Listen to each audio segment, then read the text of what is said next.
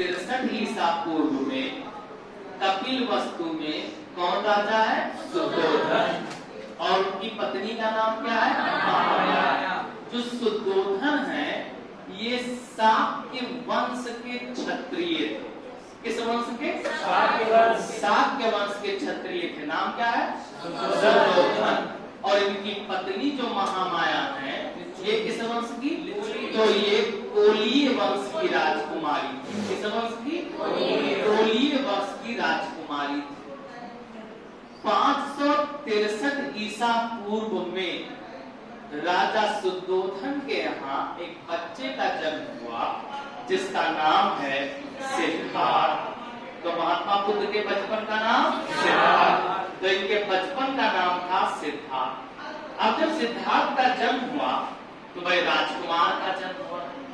पूरे महोत्सव की बारी है, उत्सव मनाया जा रहा है। किसके जन्म पर? सिद्धार्थ के जन्म पर। ऐसे में ब्राह्मण लोग नामकरण करने के लिए सिद्धार्थ आए। और जब सिद्धार्थ का नामकरण करने के लिए आते हैं तो वो राजा सुद्धोधन से जाकर के अनाउंसमेंट करते हैं, एक भविष्यवाणी करते हैं। और इस भविष्यवाणी में वो ये कहते हैं कि हे राजन, आपका जो बेटा ये बड़ा होकर के या तो चक्रवर्ती सम्राट बनेगा और या तो बहुत बड़ा सन्यासी बनेगा।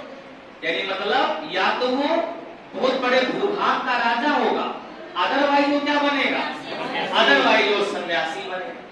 अब जब बात ये बताई गई तो सुद्धोधन बहुत दुखी हुए। उन्होंने सोचा कि कोई भी इंडिविजुअल इस भौतिक जीवन से विरक्ति कब लेता है? जब भौतिक जीवन में उसको दुख होता है। इन्होंने डिसाइड कर लिया कि मैं अपने बेटे को जीवन में कभी दुख देखने नहीं दूंगा, कोई दुख देखने ही नहीं दूंगा। और जब कोई दुख देखने नहीं दूंगा तो कोई दिक्कत हमारे बेटे को आएगी नहीं, वो कभी सन्यासी बनेगा। इसलिए सिद्धार्थ के लिए हर मौसम अनुकूल व्यवस्था थी। इधर इनके जन्म के बाद ही इनके जीवन में एक विसंगति आती है, दिक्कत ये आती है कि इनकी जो मम्मी है महामाया, इनकी मृत्यु। और जब इनकी मम्मी महामाया की मृत्यु हो जाती है तब सिद्धार्थ का पालन पोषण इनकी मौसी, और मौसी का नाम क्या है? प्रजापति गौतमी। क्या नाम है? तो इनका जो पालन पोषण है वो कौन करता है?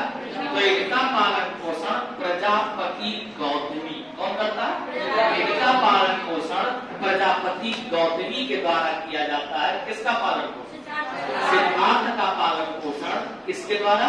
प्रजापति गौतमी के द्वारा किया जाता है, जो इनकी कौन है? मौसी। तो इनकी मौसी का पालन पोषण। अब हर मौसम के अनुकूल इनको आवास दिया जाता है, घर दिया जाता है, सारी सुविधाएं।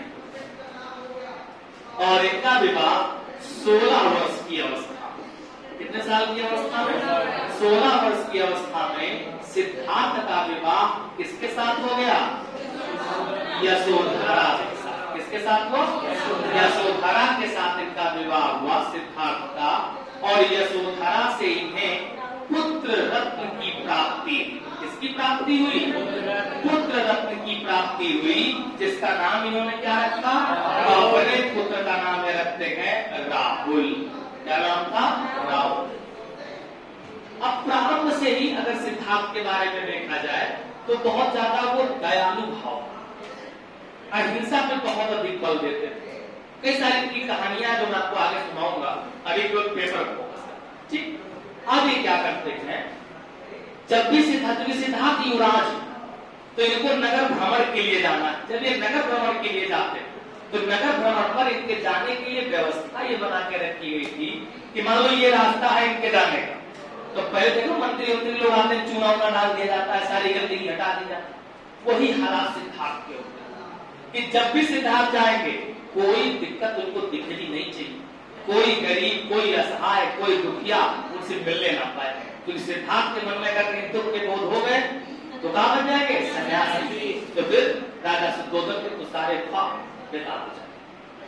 इसलिए जब भी जाते सारी व्यवस्था रहती। इनका जो सारथी था बौद्ध धर्म उसको चन्ना कहते। क्या कहते हैं? चन्ना।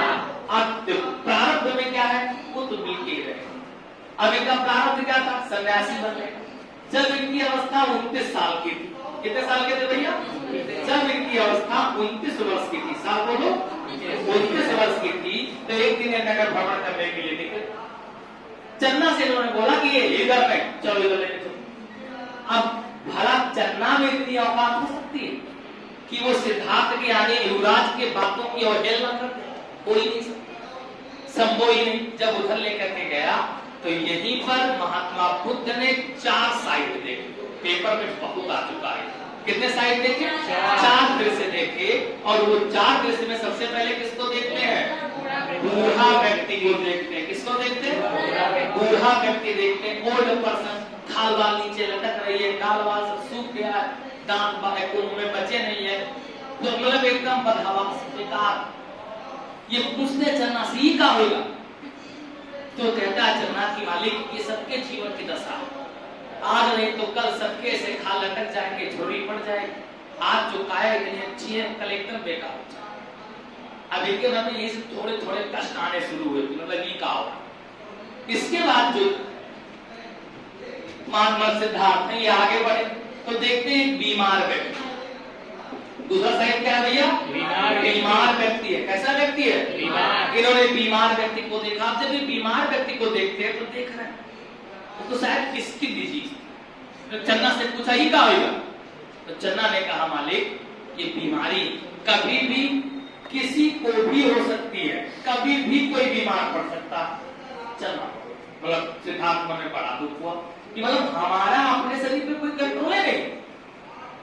फिर इसके बाद बीमार व्यक्ति के बाद इन्होंने देखा शव यात्रा। क्या देखा भैया?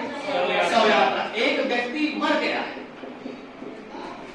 और 4 लोग उसको कंधे पे लाद के जल्दी से भागे जा रहे हैं। और ये वास्तव में दुनिया का सबसे बड़ा आश्चर्य है। यही सवाल यक्ष ने युधिष्ठिर से पूछा था कि युधिष्ठिर ये बताओ इस दुनिया का सबसे बड़ा आश्चर्य क्या है? तब युधिष्ठिर ने बताया था कि इस दुनिया का सबसे बड़ा आश्चर्य केवल और केवल क्या है? तो यही है कि इंसान को इंसान मरते हुए देख रहा है, फिर भी उसके मन में ये भाव नहीं आ रहे हैं कि मैं भी कभी मर सकता हूं। लोग शव यात्रा में जो तुम्हें 1 घंटा पहले उनसे बात कर रहा, अपने जीवन की प्लानिंग कर रहा, उसको लाभ के लिए जा रहे हैं, समझ के सब खत्म हो गया। और ले जाने वाले इतनी जल्दबाजी में कि हमारी ट्रेन छूट रही है, हमारा काम छूट रहा, हमारा ये छूट रहा, हमारा वो छूट रहा। इससे बड़ा आश्चर्य दुनिया में कुछ है? जब सिद्धार्थ, आपको बैरागी नहीं सुना है, मैं बता रहा हूं, वास्तव में बहुत बड़ा आश्चर्य। अब जब सिद्धार्थ ने पूछा कि चन्ना की का हो, तो उन्होंने कहा बस मालिक, हर व्यक्ति के जीवन का अंतिम सत्य है, यही अंतिम सत्य है। आप कुछ भी कर लीजिए, जीवन का अंतिम सत्य यही है। सिद्धार्थ को लग गया कि मतलब क्या है भाई, ये सब मैं क्या कर रहा हूं अपनी जिंदगी में, क्यों कर रहा हूं अपनी जिंदगी? मोड़ चल घर की तरफ चल। विभाग क्या है? जब तक चल रहे हैं तब तक इनको कौन मिल गया? मिल गया एक सन्यासी। और मिला सन्यासी। हमें लगता है नारद भगवान होंगे। सन्यासी मिल गया, मां श्रीमन नारायण करते हुए जा रहा। कुछ ये कौन? चन्ना ने कहा मालिक इस सन्यासी है, इसने इस पूरे भौतिक जीवन को त्याग दिया, ना किसी के मरने से दुखी है और ना किसी के जन्म होने से खुश है।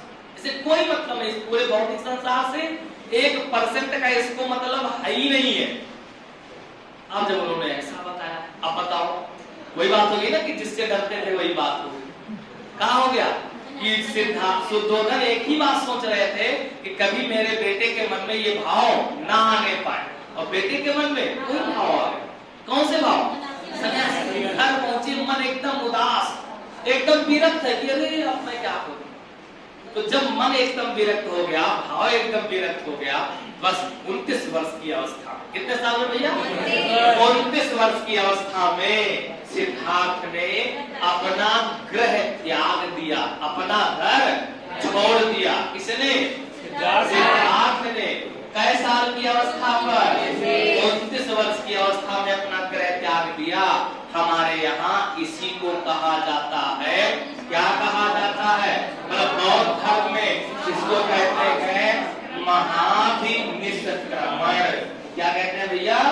महाभिनिष्क्रमण कहते हैं।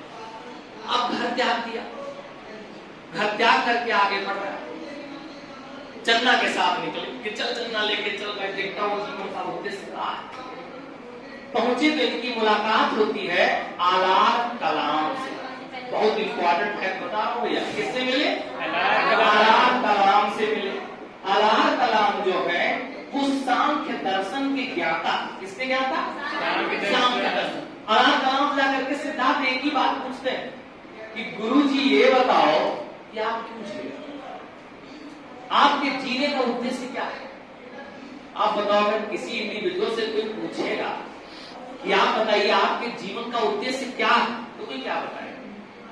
तो कोई बताएगा कि भौतिक सुख की प्राप्ति, कोई धन हो जाए, कोई कहेगा नाम हो जाए, कोई कहेगा नेम एंड फेम हो जाए, कोई कहेगा मैं गरीबों के, कुछ अपना अपना सब आइडिया कुछ। और सबसे उचित आंसर लोग क्या देंगे? सुख की प्राप्ति। किस लिए कर रहा हूं? सुख की प्राप्ति के लिए भैया मेहनत करो। सुख क्या है? पूछा कि आप बताइए साहब सुख क्या है? सुख किसे कहोगे? सपोज करो, एग्जाम्पल देता हूं कि जैसे मान लो आप पूर्व में, इनको मान लो कि काला जाम बहुत पसंद। एग्जाम्पल बताओ, एग्जाम्पल। अब अगर इनको काला जाम बहुत पसंद है, इनको एक पीस काला जाम खिलाऊं, क्या कहेंगे? मजा आ गया, एक और मिल जाए मजा। अगला खिलाऊं और मजा आ गया, तीसरा खिलाऊं और मजा आ गया, और जब 5वीं पीस दूं तब ऐसे हाथ जोड़ के सर अब नहीं। तो अगर सुख वो है कि काला जाम मिले, इनको मजा आए, तो क्या कभी उससे मन इनका भरना चाहिए? बोलो, अगर वही सुख है तो आप जिस भी चीज को पाना चाहते, जिस दिन आपको मिल जाए, फिर आपकी संतुष्टि खत्म हो जाए। आज आपके मन में है हे भगवान वीडियो हो जाए, हे भगवान अधिकारी हो जाए, हे भगवान जो भी आप हो जाए, फिर आपके मन में यही भाव आएगा यार अब कुछ और हो जाए, अब कुछ और हो जाए, अब कुछ और हो जाए। तो अगर वह सुख आ रहा तो फिर मन काहे भर गया? तो ये कहते हैं गुरुजी हमेशा आपके यहाँ से संतुष्ट नहीं है। अल्लाह कलाम कहते भैया तुम नहीं संतुष्ट तो हम क्या करना? अब अल्लाह कलाम को छोड़ के चल दिया। आपके पेपर में सवाल क्या आएगा कि महात्मा बुद्ध के पहले गुरु कौन? अल्लाह कलाम। फिर ये आगे बढ़े, तब इनकी मुलाकात होती है उदक राम पुत्र। फिर बोलो, तो दूसरे गुरु कौन? आप उदक राम पुत्र से मिले। कौन? सिद्धार्थ महात्मा पुत्र। और उनसे पूछ रहे हैं कि बताओ गुरुजी तुम्हारे जीवन का उद्देश्य क्या है? लेकिन उनके भी आंसर से ये संतुष्ट नहीं। आप जब किसी के आंसर संतुष्ट हो गए नहीं तो कह रहे भैया हमको क्या बनना पड़ेगा? सन्यासी बनना पड़ेगा। पहुंच जाते हैं कहां? काशी। नदी बह रही है अनोमा। नाम बोलो नदी है अनोमा। कौन नदी? कौन सी नदी है? अनोमा नदी के किनारे सारा पोशाक चेंज किया, सन्यासी का वेश धारण किया। किसका वेश? सन्यासी का वेश धारण किया। किसने? सिद्धार्थ ने वेश धारण किया। किसका? सन्यासी का वेश धारण किया कि भैया मैं क्या बन जाऊंगा? आप सन्यासी बन जाऊंगा। नदी को पार किया, पहुंच गए उरुबेला के जंगल में। बहुत इंपॉर्टेंट फैक्ट, कौन सा जंगल? उरुबेला। कैसे बोलो? उरुबेला के जंगल में पहुंच गए, तपस्या करना शुरू किया। 6 साल तक तपस्या किया। कैसा होता? 6 साल तपस्या किया और भैया ज्ञान की प्राप्ति नहीं। कैसा तपस्या किया? 6 साल तपस्या किया, ज्ञान की प्राप्ति नहीं हुई। डिसाइड कर लिया अब नो मोर ज्ञान, अब नहीं कर सकता भैया, मैं कुछ नहीं कर सकता। बस सुजाता नामक स्त्री के हाथ में खीर आई। इनके साथ जो और ब्राह्मण तपस्या कर रहे थे उन्होंने इसका विरोध किया। कहा तुम्हारे 6 साल की मेहनत देखा, तो किसी और के हाथ का बना खा लो। अब कुछ नहीं मिल रहा, कुछ करूंगा और कुछ करूंगा, कहां से तपस्या करूं? लेकिन तब तक क्या हुआ है? उसी नदी के किनारे कुछ महिलाएं पानी भरने आई। वो पानी भर के लौट रही थी, गाना गाती हुई जा रही।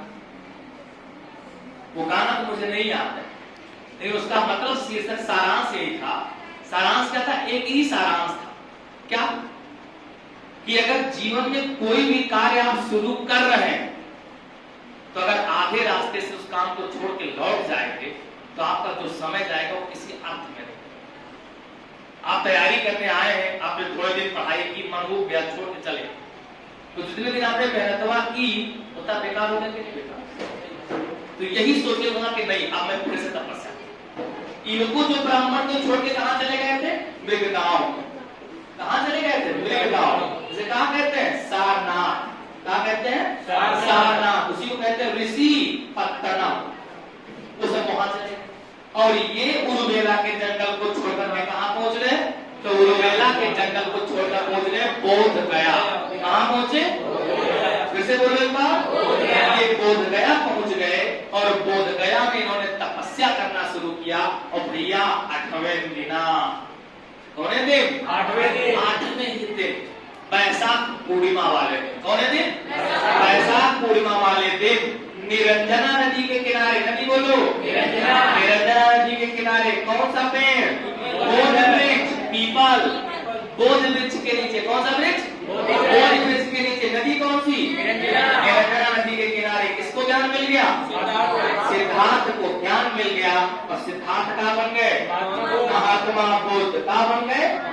और जैसे इनको ज्ञान मिला ये तुरंत बोध गया से कहां पहुंचे? बोध गया से पहुंचे सारनाथ। और सारनाथ में आकर के इन्होंने अपना पहला उपदेश उन्हीं 5 ब्राह्मणों को दिया जो 5 ब्राह्मण इनका साथ छोड़ करके पहले ही हट गए। और यहीं से बौद्ध धर्म शुरू हो गया।